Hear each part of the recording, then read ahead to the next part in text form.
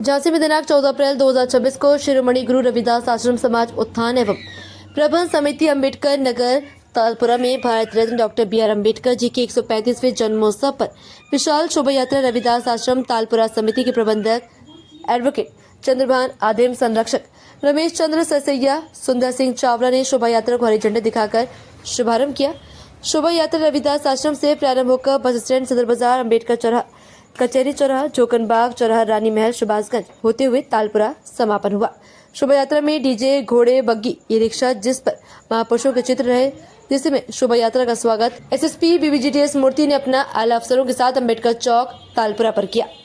इस मौके पर उद्यान अहिरवार, राज योगेंद्र, एडवोकेट सोनू आदिम और कई सारे लोग मौजूद रहे। अंत में सभी का आभार एंड चंद्रभान आदिम ने व्यक्त किया।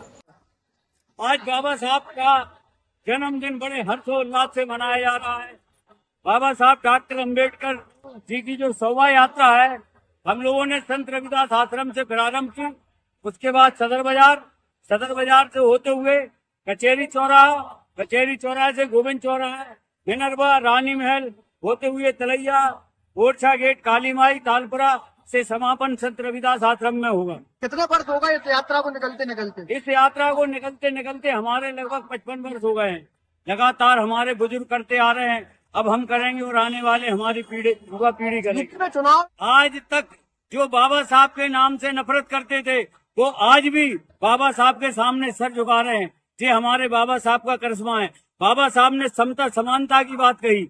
इस देश के अंदर संविधान का राज लागू किया, हर आदमी को समान अधिकार के लिए। तो आज जो विरोधी भी हैं, वो भी बाबा साहब की जय बोल रहे हैं। युवा पीढ़ी से क्या कहना चाहेंगे?